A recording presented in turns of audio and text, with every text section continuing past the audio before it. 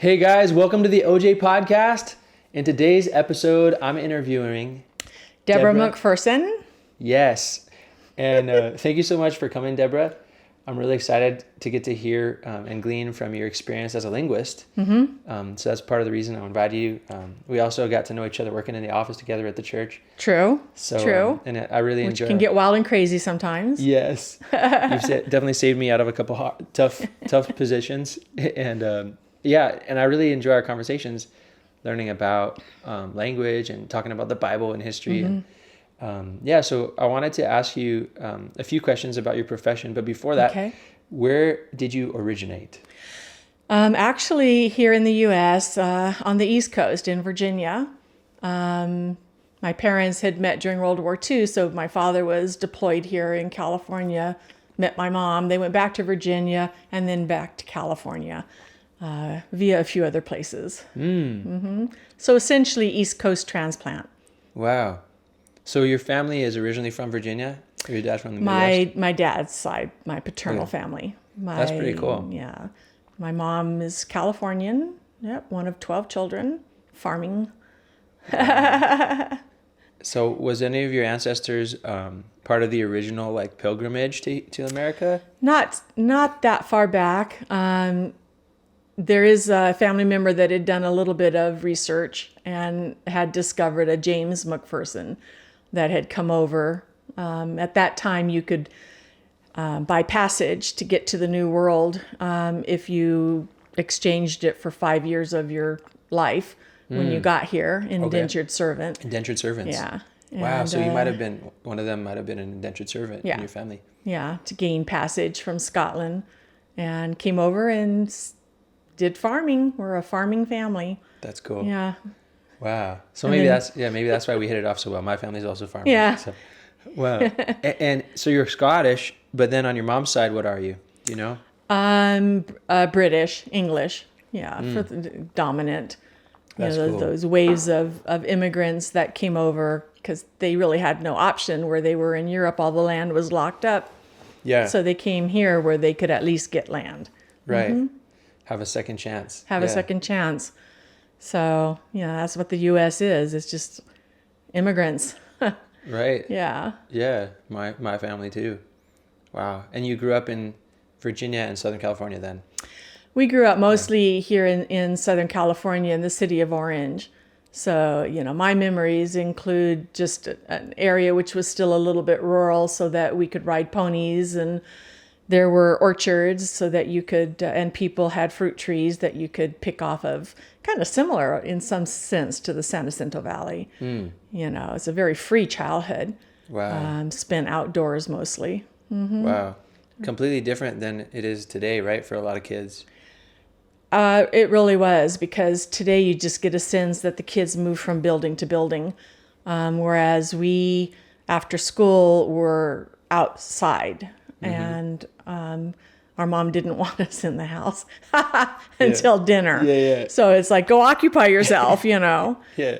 And then don't bother me until the dinner bell rings. Basically, and so I was about 7 when I was riding ponies at this one establishment. And, my parents knew that's where I was, but had the freedom, to do that. Yeah. As opposed to people hovering over their kids today. Right. That's cool. Yeah. I wish that for every kid today, that they could experience that same freedom we got. I do too, in all seriousness, because, it gives them a chance to be free, problem solve, and be doing something rather than just passively working with tech in some form. Yeah. There's something to be said for getting to feel the world in your hands and actually, experience not just everything through a lens of a phone. Yeah. We'd ride our ponies through the streets, and so we'd show up at our parents' house with our ponies, and just a total, totally free. Yeah. That's cool. Within the boundaries, obviously, that the family sets. Sure. Which is essentially be home for dinner. Yeah. Yeah. And then you were locked in. Wow. And did you have a lot of siblings, or was it just you? I'm one of 4. Okay. Yeah, I'm the youngest, so I'm the baby of the family, which means I'm spoiled. Yes. Parents are well experienced by the time the youngest comes along. So the youngest, as you well know, typically gets the most freedom. Right. Yeah, that's been my experience. I was the oldest. Well, see, there you go. Yeah. You bear the burden of responsibility. Yeah. I received many spankings. He received fewer. It's like, Daniel, you're supposed to be an example for your, right? Yeah. Yeah. But it was fun. It's almost like a ecosystem, right? Each of us fulfills a niche in the family. I think so. And same parents, but most kids are wildly different from one another. So yeah. Mm-hmm. So then when you went to college, what was that like? What was your transition to college like? I was the first and only member of my family to go to college because we came from blue collar and farming background. My dad was a laborer. And so, they didn't really know how to guide by way of college. And so that came mostly from other sources. Wow. But I went to UC San Diego. Yeah. And lived in the dorms there. And then, like most, ended up sharing a house with roommates. And that's so cool. Yeah. My brother went to UC San Diego. Did he really? Yeah. Okay. Yeah, for engineering. Yeah. Well, I started out in veterinary, track, biology. Mm-hmm. Okay. Were any of your professors contemporaries of Dr. Seuss? I know he went to San Diego, UCSD. I don't know. Okay. Yeah. Because I heard that he was inspired by the trees there, and he actually drew his cartoons and stuff based some off the foliage there. And then the library. Was that library there when you were there? That amazing one that looks like a spaceship? No. Okay. Yeah. Well, the Central Library, multi-story. Okay. Yeah. Yeah. Probably the same one. Yeah, it looks like something out of with maybe some expansion added to it since then. Okay. Yeah. So that was still there. And what about the glider port where people jump off the cliff over by Black's Beach? Yeah. Yeah. That was still I there? went to Revelle College. That's so cool. Wow. Did the beach thing. I had my horse down there. No way. And they let you take a horse to college. Well, the area was rural because I'm old, right? And so we're talking the 70s here, and late 70s, and so there was there was still some ruralness. So inland from Del Mar was still open hills. There were no housing developments there. Wow. So over there were people with horses and pasture and places to board the horse. Yeah. And then you could ride to the beach. There was a way to, the freeway went over and you would be riding under it. And so we rode to the beach. Yeah. That sounds so otherworldly to somebody of my generation. Yeah. We expect everything's concrete highways. There's no getting over them. You just have to pay people to get through places, and then sometimes you're just excluded because everyone's bought it up. Yeah.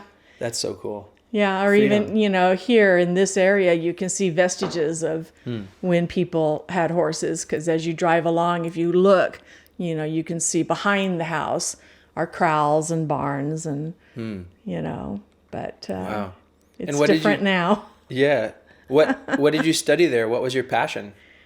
I started out in biology. Okay. With an eye to veterinary medicine because I had worked in the veterinary field. Right. In high school. You said that. Yeah. Yeah. So veterinary. Yeah. And your intention was to go work as a vet? Correct. Just helping animals in the agricultural community, maybe? I don't think I thought it through to that level. Veterinary medicine, often you have a split practice. You'll have veterinarians that are called small animal vets, like here in the city, and they're dogs and cats and turtles. And then large animal vets are the ones that go out and deal with livestock. Okay. And occasionally you'll have a mixed practice where they do both. But I had worked in the small animal field in high school. And I actually put myself through college, working in veterinary medicine as a tech. Oh, they paid you. That's good. Yeah. And then after college, is this where it gets good, where you go? Well, things changed after 2 years. Okay. Yeah. So then after 2 years, what did you go into? Well, after 2 years, I met Jesus, and revolutionized my life, and he sent me in a different direction, another interest of mine, which is language and linguistics, because I ultimately was going to be working in a language that was a spoken language and had been spoken for generations, but the people never developed writing. Right. So they had an unwritten language. In fact, today there's 7,000 plus languages, and of those, there's a solid 2,000 are unwritten languages.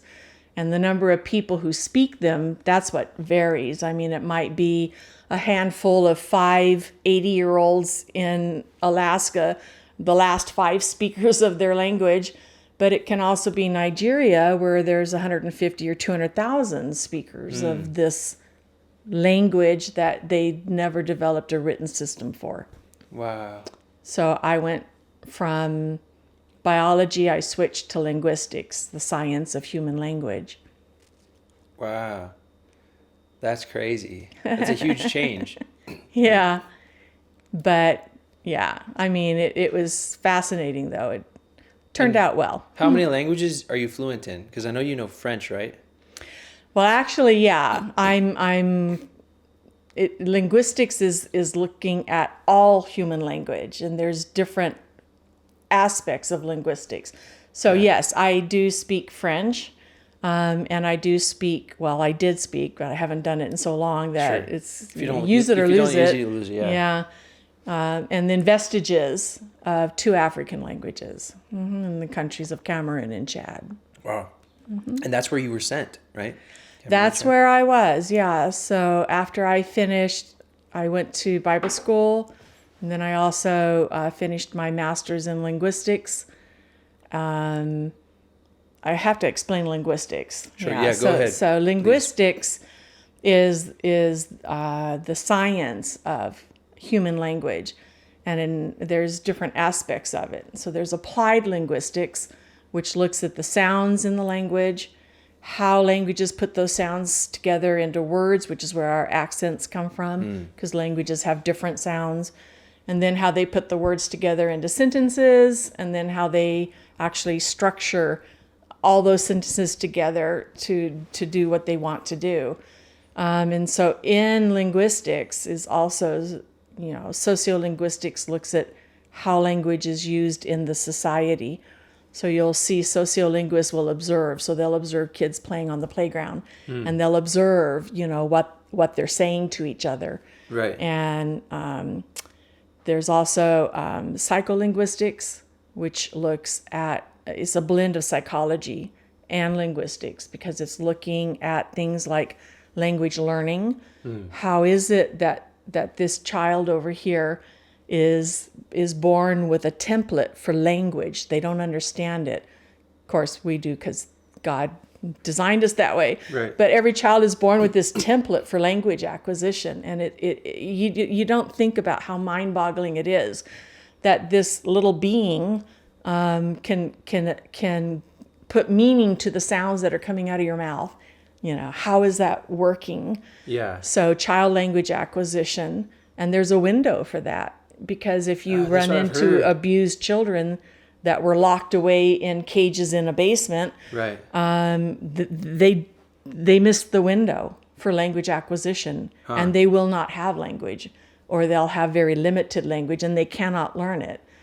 You have second language acquisition, so foreign language. Yeah. All of that goes, into psycholinguistics, memory. How do I remember what you said? Where does it happen in the mind? And they haven't figured it out. It's ongoing studies. Yeah. And what happens with neurolinguistics, the brain and language. So if you're in a car accident and you have brain damage, how do you reacquire language?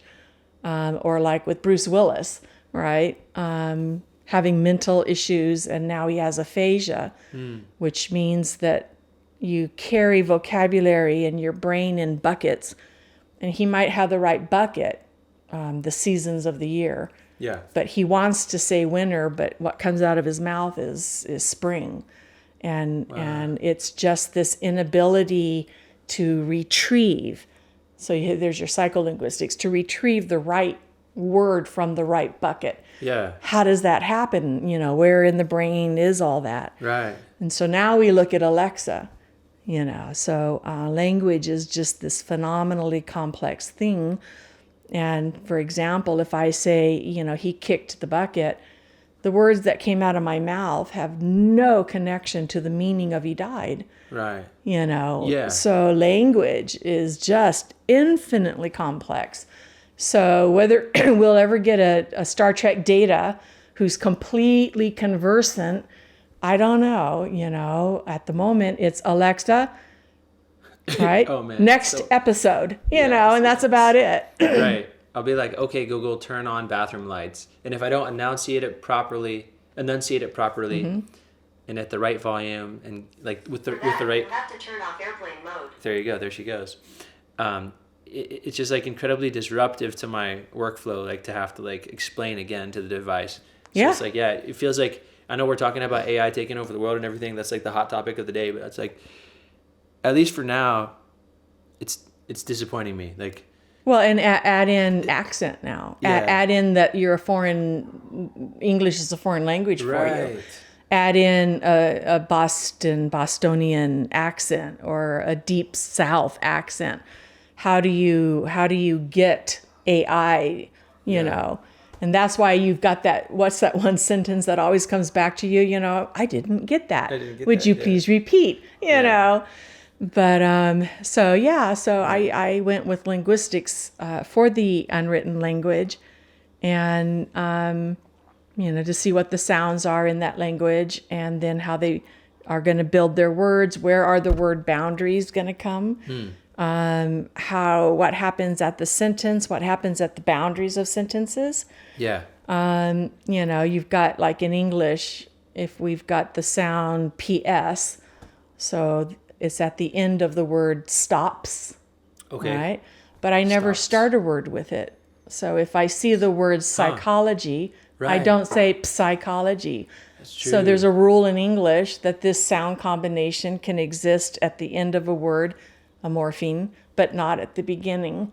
And you have to program that. You know, if you're going to have written language, you have to know where your word boundaries are. It's crazy. Yeah. It's so crazy. And we'll come back to that. To think that it's a human thing too is like, I marvel at the diversity in nature, and like how you'll be like, wow, there's like a million different kinds of grasshopper, but then just like seeing what it's generated out of our own minds, that's the weirdest thing. Yeah.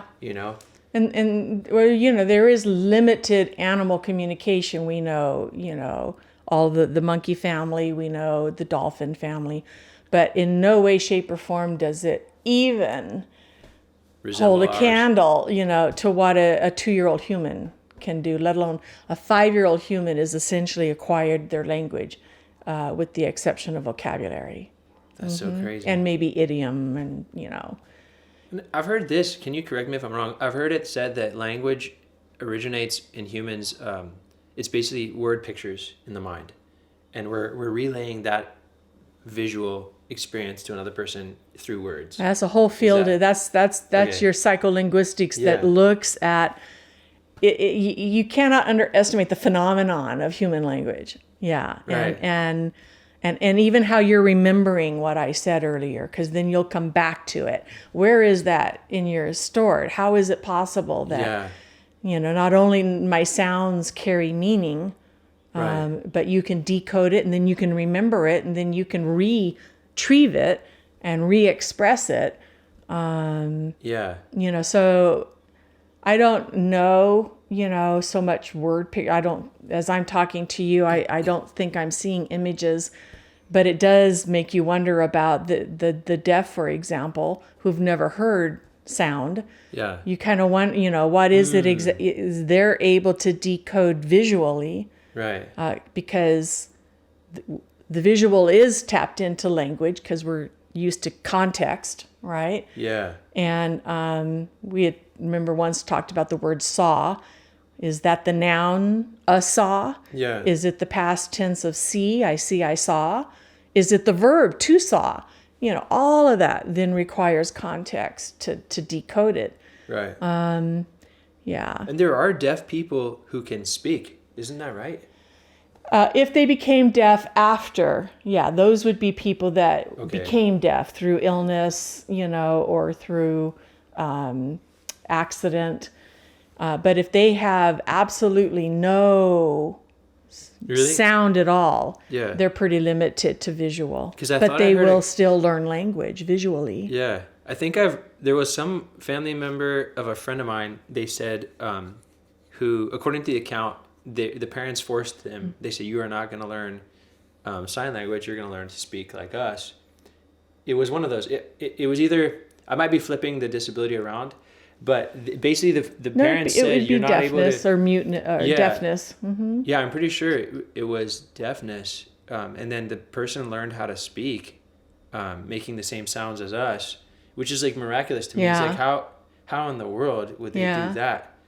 Yeah. And then that person became a deaf professor, and then he started teaching other deaf people, but he also learned sign language when he went to college. Right.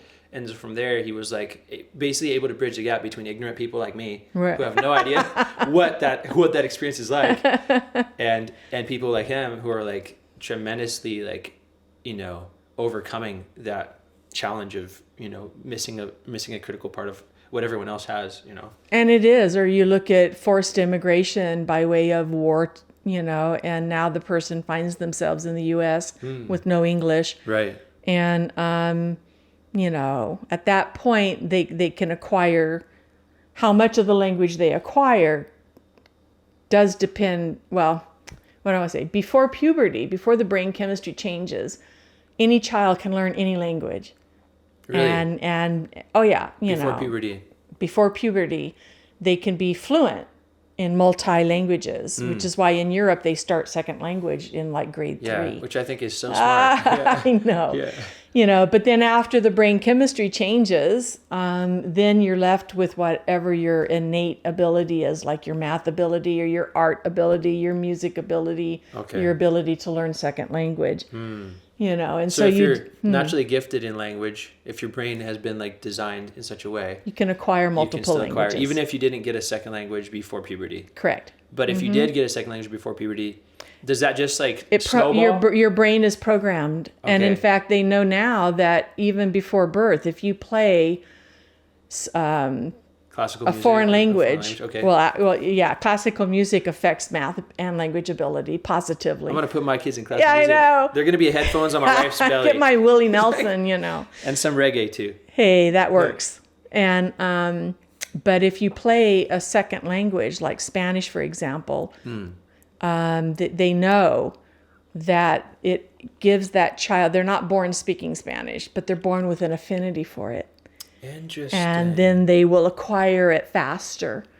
They've done a lot with infant exposure to language, foreign language, and they've shown now, current research, psycholinguistics, that it's a positive correlation with exposure, and it just sort of sets, which is why Europeans run around speaking 3 and 4 languages seriously, unless they're very isolated with no exposure whatever. So it's almost like the more you do it, the better you get at it, the more you're going to continue to do it, right? It's almost like this feedback loop where it just amplifies. Yeah. So like Europeans, because they have generationally prioritized learning multiple languages, each consecutive generation might become better adapted to learning multiple languages. I would agree with that. Yeah. That's pretty crazy. Yeah. Shoot. We grew up in America.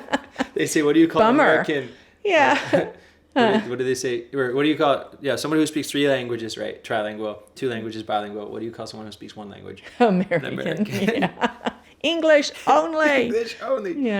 What are your thoughts on? Because I know I've met a lot of people that are like, well, people should just learn English, right? When people come here as immigrants, which I agree. I think it's important, to become part of the culture that you're being hosted by. But then there's also this side of it where I've met people who are like, well, why would I want to learn another language? But to me, as someone who also speaks multiple languages, language is also, every language, every tongue is another identity. It is. It's another life you can lead in any other country. It's power. Yeah. It's opportunity. And I think in my mind, why wouldn't you want to learn another language? But what's your perception of that? Like when you've visited places that I've never gotten a chance to go to, you've seen how it plays out. What's the difference between someone who goes in only knowing one language? What are the life consequences for that, as opposed to someone who is able to adapt and knows multiple languages, like in Africa, say, where you went? What was it like? How did it play out? It's combined with, so for example, there I am in Africa and I'm working as part of, we were 3 people, 2 linguists and 1 anthropologist. And the conversation on any given day would be a mixture of the languages, because one of the languages would have a word that was far more precise about expressing what it is you want to express. Yes. And early linguistics, observationally, back, let's look, early 1900s, and work was being done kind of almost for the first time by looking at it as a science, to be looking at it with what the language was doing. And you're talking about people that had gone to Alaska before English was very widespread. So the Alaskan Native American Indian languages were still very vibrant and spoken, fluently. And you're talking, therefore, about a people with literally 30 different names for snow. Yeah. Literally. I mean, it's recorded. That was like critical for their life. Yeah. Was it slushy snow, crystalline snow? Was it, Wow. And they literally had 30 vocabulary words for snow. So the more languages you speak, you have a life is richer and understanding is richer. And I know a lot of people don't read for pleasure, but the point is if you read in the original language with any comprehension at all, you gain a lot. Language loses in translation, and that's true even if we look at the Bible, what we call the New Testament. We have a word here for love, but the Greek language actually has 3 words for love. There's phileo, brotherly love. So there's brotherly love, there's sexual love, and then there's what we call agape love. Okay, love that comes unconditionally. The other person has already chosen to love you, and so loves you no matter. That's godly love. But in English, there's love.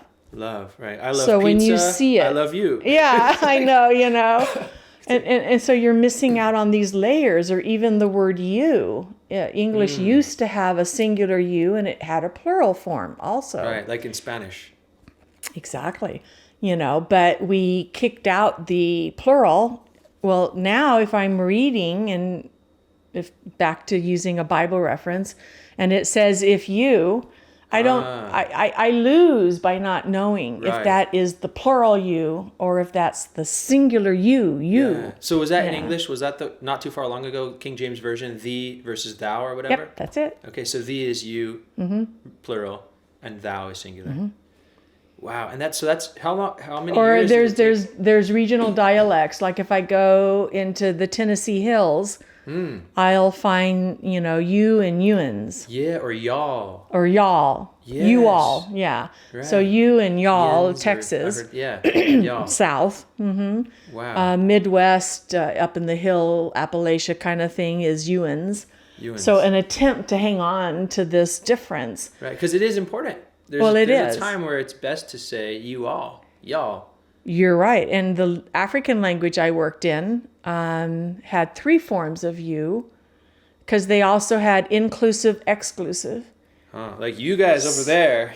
Yeah. Or you guys who are welcome to come and sit with me and have dinner. Or us. Or us. So we, is it we including you? Oh, yeah. Or is it we excluding you? Right. So this language had that layer, which is fabulous when you look at the Bible and when was Jesus including, or excluding. I would definitely have used that with my little brother when I wanted us to go get ice cream. I'd be like, not you. We are getting ice cream, but not you. Not you. You are staying at home without me and my friends. Yeah, that's right. When I was a jerk kid. Yeah. So that was a fantastic discovery this inclusive, exclusive, plural. Wow. Mm-hmm. And how many years were you in Africa? Africa itself, about 6. So I was part of a linguistic organization for 10 years, but I was out in the African village. People laugh about a mud hut in Africa, but I lived in one. Wow. You know, but yeah, closer to 6. Forgive my ignorance, but me being most of my life in America and then in Yeah. Turkey, but never having gone to Africa, was it like Jumanji? Like where they go out and it's like there's like tropical jungles and like, or you know these movies at Tarzan where it's just like there's gorillas and there's like huge forests that like mock our skyscrapers. In the South was tropical rainforest. Okay. Yeah. Our language group was in Chad. So for those of you that grab your map, you know, so you've got where Africa does its little like dip. This. Yeah, that curve. Cameroon is right there. Right. Right here is then Chad, and it sits right below Libya, and Libya sits next to Egypt. Right. So I'm Chad. And Cameroon is on the west coast. It's right where it does the curve. Okay. Yeah. Yeah, and then Cameroon is split in half. It's tropical in the south, and then what we call savanna, plains. You know, just plains, no hills. In the north of Cameroon. Mm-hmm. So traditionally, what was interesting is so here's a book in the language I worked in. This is so you figure you're with a people. They know that there is written communication, but they don't have it in their language. What does that really mean? It means, number one, they cannot write a letter to communicate long distance. Number two, they can't store knowledge. Right? They can only store it by memory. Well, yeah. So at least in the traditional form. Right? Yeah. Yeah. And what we forget is there's 2 forms of literacy. There's alphabetic literacy to deal with words, but there's numeric literacy as well. So if I'm illiterate numerically. And so someone can show me a tax bill from the government and it says I owe $10, but they can add a 0 to that and say I owe 100, and I wouldn't know the difference. I can't read. Yeah. So we're dealing with a people who are pre-literate. They do not communicate in writing, and so you're going to learn that language and see what words are in it, how they build their words, how they build their and then you're going to. They already know their language. You're not teaching them their language. No. You're teaching them how to represent their language in written form. Wow. And so I'm going to go to page 1 here. This is Banga Bade. And so Banga elephant, what we discovered was it had been a generation from the Civil War in Chad. And a lot of the wildlife had been slaughtered by the soldiers for fun. So the older people in the village knew this was Banga, but the children had no clue because they had never seen one. They don't have storybooks. They're pre-literate. Yeah. So that's one thing we discovered when we were working with the primer here. That there's a generational difference of knowledge. Wow. And the older people knew the language, knew that the animal was Banga. Okay, and so also if you look here, you probably can't see it, but you'll see different letters here than what English has. We'll get some close-ups of that. They have different sounds. Yeah. Really? Yeah, because it's like a G combined with an N right there, right? The Banga? It is. Banga is NG, like at the end of the word sing. That's so cool. Okay, so Banga, they represent that sound with one letter.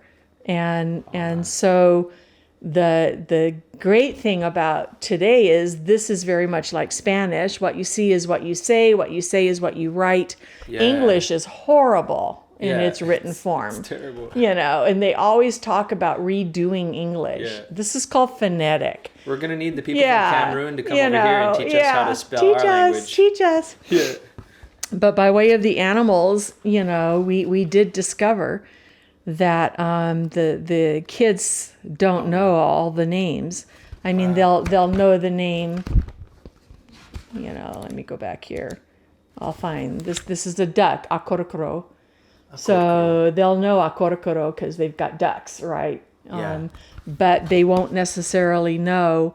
Later on, there's a gazelle, and all the or even there were hippos in the river that we had to cross to get out of the village, but we never saw the crocodiles.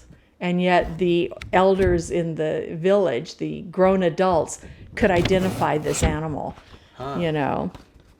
Kim. Kim. So, it does show that generational shift. Here we go. Okay, so. What is that? Okay. This is the gazelle. Okay. And it's called? Bagar. Bagar? Mm-hmm. And so you have your up, down, upside down. E is Okay. So English represents it differently. English, OUGH in English can be like tough. Okay. But it can also be O, like though. Yeah. It gives me anxiety just I thinking know. about how we're supposed to know which sound it makes. So the animals, at one time they flourished and they, as I say, the older adults could identify the animals, but the younger kids had no clue. So just showing the shift in their area. Right. There's just the loss of wisdom and this wealth that really within is. a generation, if we don't preserve it, it's lost. Right, and that's true of language. If the language is unwritten, it will disappear with the speakers of the language. Right. And that's why even now they have projects talking about filming like 90-year-olds who are the last speakers of their language, and the language is unwritten and it's gone, There's no way really, well, there is. I mean, you could reintroduce it to the kids at special schools, which some of the American Indians do. Yeah. Trying to keep their language alive. Yeah, I watched through Star Wars, the first episode in Navajo, out in Northern Did you really? University. Yeah, I did. I watched it with my friends. It's one of the most complicated languages that there is. Yeah, and watching C-3PO speaking Dene was hilarious. Hilarious. This Navajo robot crossing the desert. I was like, what? Well, now see, that works because they have enough speakers and they're active speakers and their language has been written for almost a century, and it works. Right. Yeah. And my friends in Hawaii too, they were part of a program. I can't remember the name of it, but basically Queen Liliuokalani had designated a certain amount of money towards the education of Native Hawaiians. And then some of that money went towards basically schooling in the Hawaiian language, which was like a generation away from dying out. It was so close to dying out. One of my friends, Dr. David Singh, was part of the program to help reintegrate Hawaiian to those people. And awesome. Now it's like his grandkids grew up singing the songs and learning Hawaiian chants and learning about the culture, which is really beautiful because there's a wealth of knowledge there that's going to die if not preserved, Oh my gosh. Yeah. Regarding navigation, right? Because the Polynesians were amazing navigators.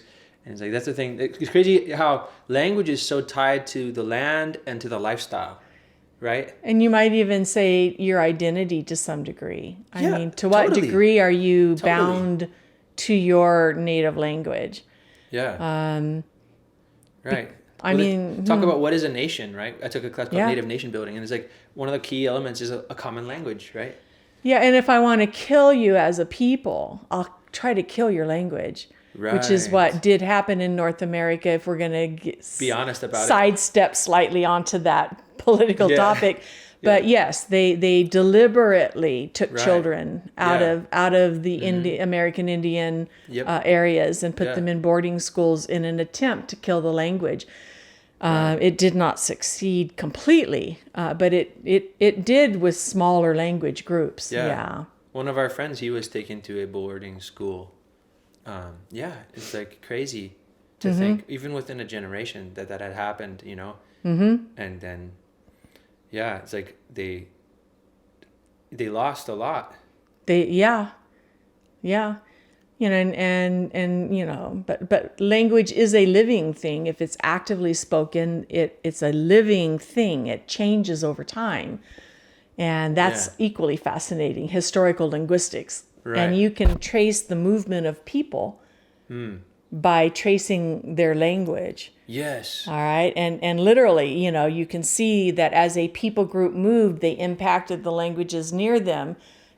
These are assuming written languages, but Greek and Latin, etc. They already had writing in the Middle East, Right. and North Africa, and into Europe. So they do. Historical linguistics traces the movement of people and then the impact that language has. Yeah. And then you end up with one language in the Pyrenees between Spain and France called Basque, which has no relationship to any of the languages around it at all. And it's sort of like alien invasion, Oh, yeah. It's Is fascinating. Is it even Indo-European? Is it in that family group? It is. Okay, it's Indo-European. But They have no they idea lived where in isolation, and so they've tried backtracking it. They were still trying to backtrack it and try and find out where it came from. That's crazy. Whether it came across the Mediterranean or whether it came down from, Scandinavia. So human language is just this phenomenon. Yeah.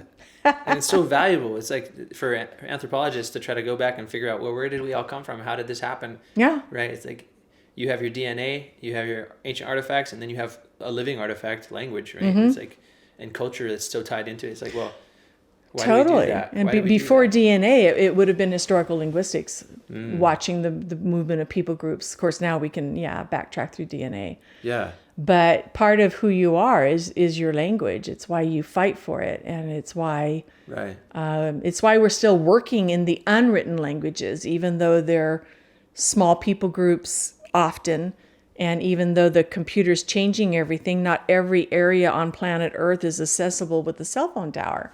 Yeah. So you still have people groups that are isolated. Right. I think it's so cool too. Like, I've been thinking about it a lot lately, just because there's so much polarization and people being like, well, we don't like you or we don't like them. Yeah. In the nation and in the world. But just to realize, like, wow, like this human history is our heritage. It's our treasure. Yeah. Every human being, no matter where you came from, no matter what food you eat, what color your skin, what language you speak. It's like, to me, it's funny. I see people who are like, well, I only speak my language because we are special. We are right. And I'm like, well, I would, taking a step back and a little bit outside of myself, I would think, well, wouldn't you want to learn about every culture and every history and every language, because it's part of who we are in the Bible, whether you believe in the Bible or not. It's like the Bible says God created us all in his image, and from there he divided the languages, because we were trying to do something bad. And it's like from there, it's like it's this beautiful story of who we are as a people, the human people.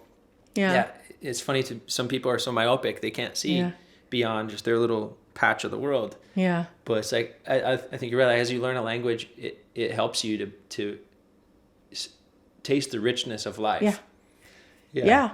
And some words are better than others, and maybe that French word captures what you're wanting to say a lot better than English does. Cliche. Yeah. We use it all the time. We've turned the word cliche into a cliche. The poor French. C'est la vie. Yeah.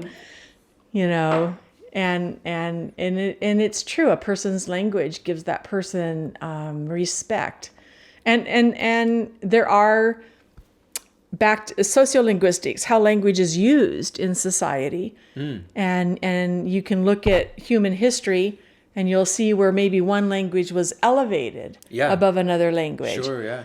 And so when France invaded England and took England over in the year 1066. They imposed French as the language of government, okay, and elitism. So it was French, and then later in biblical history it was Latin, and even though the people speaking the words couldn't understand them. Yeah. And when I was in Africa, even the Chad was a former French colony, and so French is used as the language of government, not Arabic. The lingua franca. Lingua franca. And people would do that same thing. They would read from a French Bible, even though nobody could understand it. Wow. Because it well, partly because it was prestige, Right. and then because they didn't have their language written yet. Yeah. But even when their language is written, it's sometimes a struggle Right. to make people let go of that foreign language, that elite language. Right. You don't control it well anyway, and grab your own, because that's your identity. Yeah. Part of your identity. Right. Yeah. Wow. And only humans speak to this degree of complexity. Right. It reminds me of the scene in Jurassic Park where do you remember the doctor, he like blows into a skull of a velociraptor, and he's talking about, this is a very advanced species. There's one of the only ones that can speak to each other in this way. Like, that's how I feel about us. It's like, humans are like, wow, there's something different. We're like the velociraptor in this giant picture of the world. It's like we're the one that's like the keystone predator. I know. I mean, in some respects, the shift away from the written word is there is so much richness. I mean, when you read a good writer, it's immediate. You recognize their talent in using language. Yeah. And then psycholinguistics, how language is used. You think about advertising, or speech writers, Right. And the whole focus is to get a specific response, Right, an emotional response. right, from. Yep. So it's language, the more you read, the bigger your vocabulary. Right. And then if you layer in a second language on top of that, you've doubled your human experience. That's true. Yeah. Well, what would you recommend to a person looking to get into some of that, like whether it's linguistics, or veterinary school, which you started off in, or missionary work, translating documents in another country, like, or now, and you work in an office in a church, is like, which is much less glamorous, but still serves a purpose. It's like, what would you say to somebody looking to do one of those things? Like, where would they start? Well, linguistics, true linguistics, not just English, can be found in some community colleges. I wrote a class when I taught at Cypress College in linguistics, but I could teach it because I had the qualifications. Often you're left waiting until university to get access to, if you're interested in linguistics, or you like language and you want to go into advertising or marketing, or you want to help someone who's been brain injured, or you want to help that child with a speech impediment, and all of that becomes linguistics, the science of language. So I would encourage you to find you're kind of left finding a university. This is one of those where you do have to go a university path. It's a set track to it's a set track, like being an engineer. Yeah. Okay. But it doesn't stop you from learning a foreign language or taking a foreign language 101, and just expanding yourself that way. And I would encourage it, because I think robotics and this quest for the holy grail of a data who can truly be fluent with you, and who's a robot. Yeah. I just think that would be fun. Yeah. Just flat out fun. That, and then I guess my next one would probably be brain damaged people. Working with their recovering. Okay. Yeah, I think that's an amazing field. We need to definitely work in that more, I think, as a nation. It's like, how can we help? Well, and then I would appeal, let people be a little bit more aware of what they're hearing and what they're reading, and practice a little discernment, critical thinking, because, marketing people and psycholinguists have written that to alter your behavior. Sure. So if you want to be your own person, you have to start becoming a little more aware of language. Right. And what is being put out there. Right. That just doesn't make it. Is it Jesus who said the power of life and death is in the tongue? Yeah. Or at least it was a quote from the New Testament. One of the disciples, if not Jesus, said that. And to me, it's like, it's very powerful. Language is also warfare, right?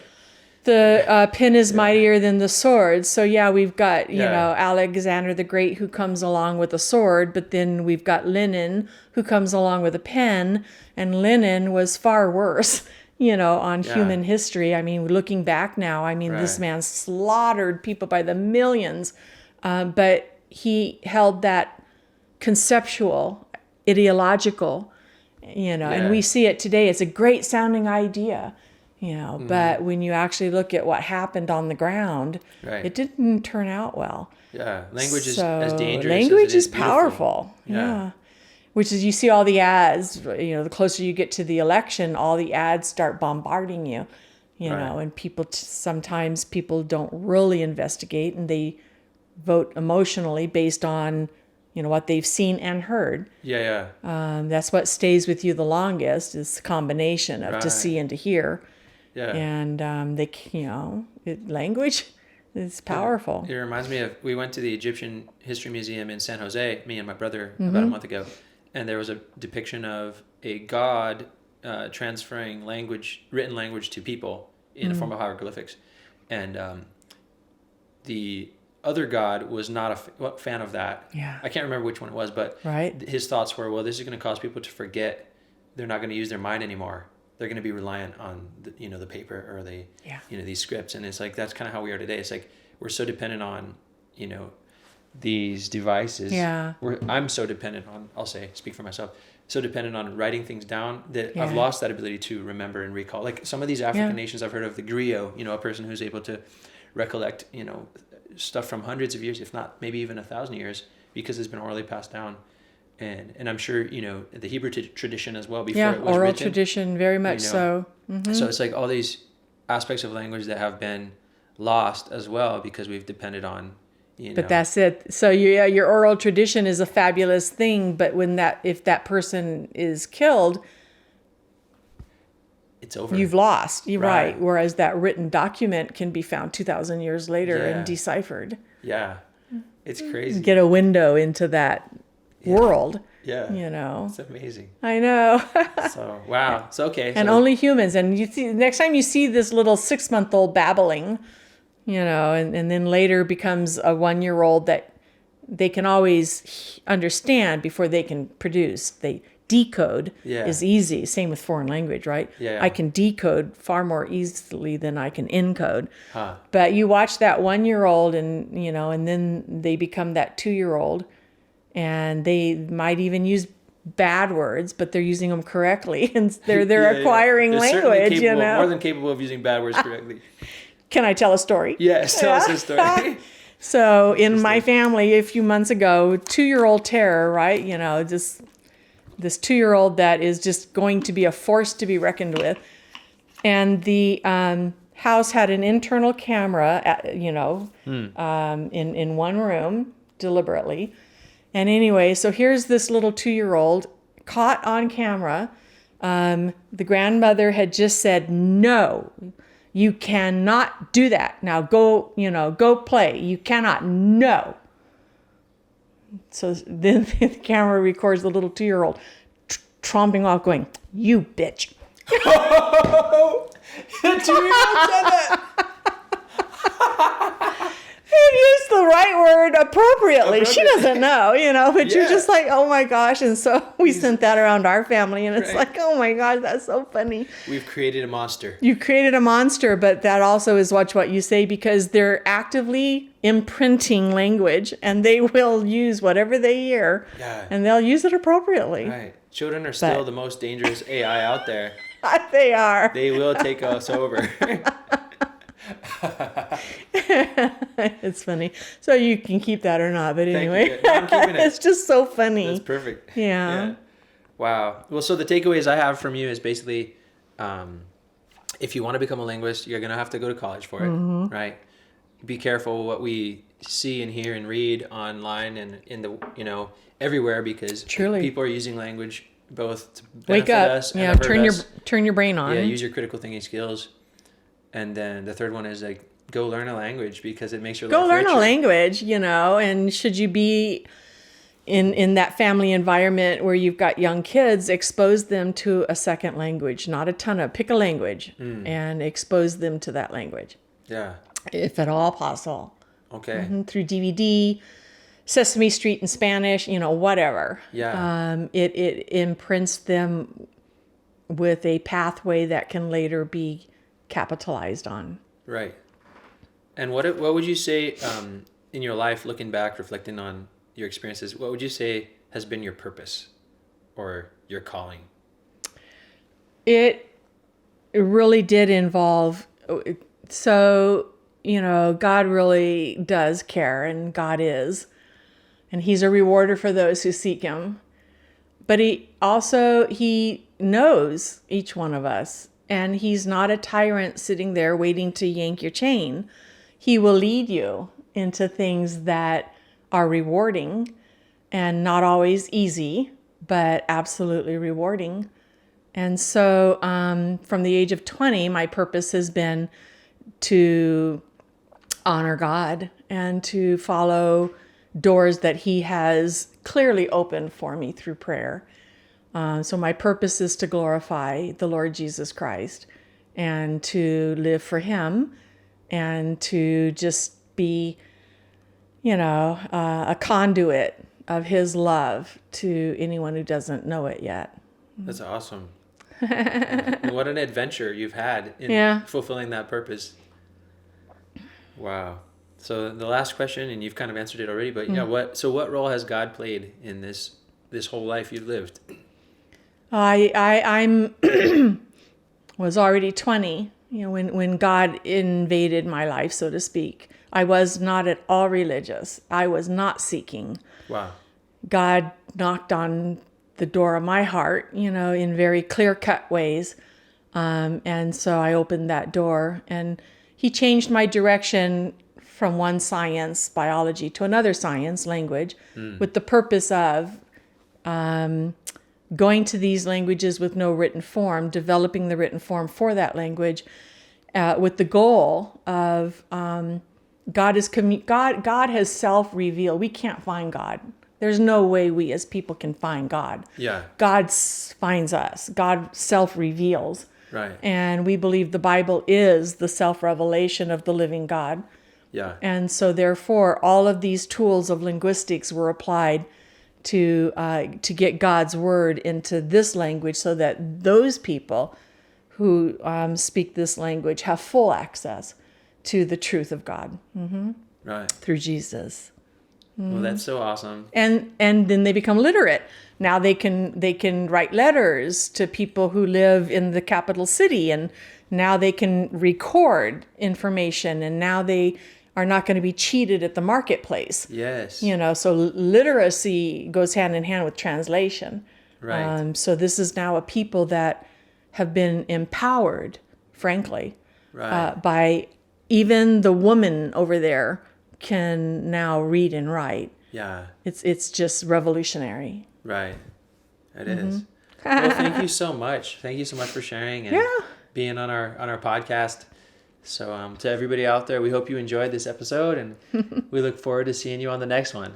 Learn a language. Learn a language. Bye. Bye.